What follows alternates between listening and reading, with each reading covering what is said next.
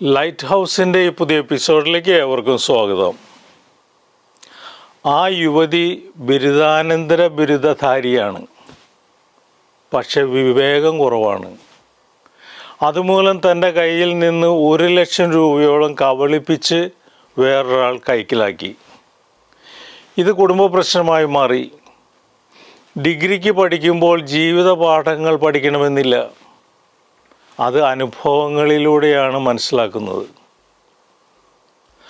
പഠനത്തോടൊപ്പം വിവേകവും കൂട്ടിച്ചേർന്നാലേ മറ്റുള്ളവരുടെ കെണിയിൽപ്പെടാതിരിക്കുവാൻ സാധിക്കൂ. ഒരാൾ തൻ്റെ സുഹൃത്തിനോട് ചോദിച്ചു, താങ്കളെ ഒരാൾ കബളിപ്പിച്ചാൽ എന്തായിരിക്കും അയാളോടുള്ള മനോഭാവം? കബളിപ്പിച്ച അയാൾ ഞാനാണെന്നറിയുമ്പോൾ എന്തായിരിക്കും താങ്കൾക്ക് എന്നോടുള്ള വികാരം?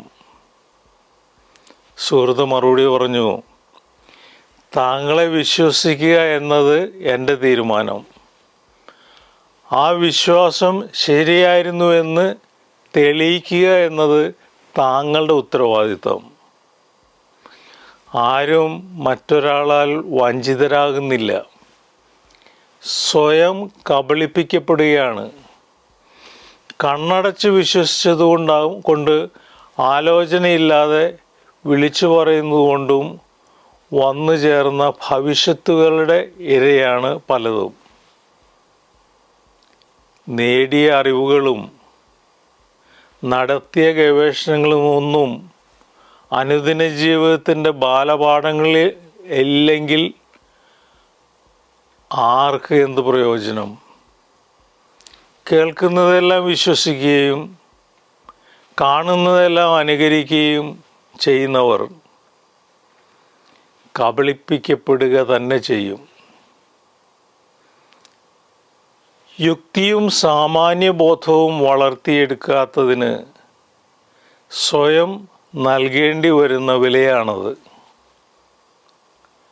അറിവില്ലായ്മ കൊണ്ട് വഞ്ചിക്കപ്പെടുന്നവരെക്കാൾ അഹംഭാവം കൊണ്ട് കബളിക്കപ്പെടുന്നവരാണ് ഏറെയും.